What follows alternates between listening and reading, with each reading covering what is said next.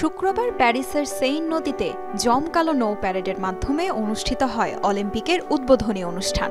ইতালির পতাকা হাতে অংশ নেন দেশটির জনপ্রিয় অ্যাথলেট জিয়ানমার্কো টাম্বেরি। বিখ্যাত এই খেলোয়াড়ের একটি ইনস্টাগ্রাম পোস্ট ঘিরে চলছে ব্যাপক তোলপাড়। সিলন ফ্যামিলি ব্লেন্ডের কড়ালিকার আর সতেজ সাদের পারফেক্ট ব্লেন্ডে স্বপ্নেরা মেলুক টানা। উদ্বোধনী অনুষ্ঠানের সময় হারিয়ে ফেলেছেন বিয়ের আংটি। এরপর স্ত্রীর কাছে ক্ষমা চেয়ে আবেগী এক পোস্ট করেছেন ইনস্টাগ্রামে।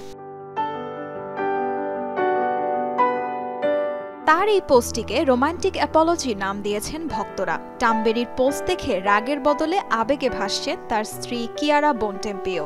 ২২ লাইনের বিশাল প্যারাগ্রাফে টাম্বেরি উল্লেখ করেছেন বিয়ের আংটি হারিয়ে ফেলায় তিনি অত্যন্ত দুঃখিত, তবে এ ঘটনার বিভিন্ন ইতিবাচক দিকও আছে।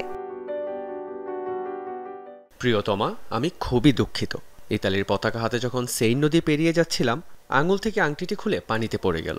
তবে আংটিটি হারানোর জন্য এর চেয়ে উপযুক্ত জায়গা আর দুটি নেই। পৃথিবীর বুকে সিটি অফ লা প্যারিসের এই সেইন নদীতে আমার আংটি পড়েছে।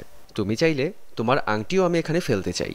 ভালোবাসার এই শহরে অমর হয়ে থাকবে আমাদের প্রেম। এই সুযোগে আমরা কিন্তু আরেকবার বিয়েও করতে পারবো। টাম্বেরির পোস্টে স্ত্রী কিয়ারার সংক্ষিপ্ত মন্তব্য ছিল, এমন ঘটনাকেও রোমান্টিক বানাতে পারেন কেবল জিয়ানমার্কো টাম্বেরি।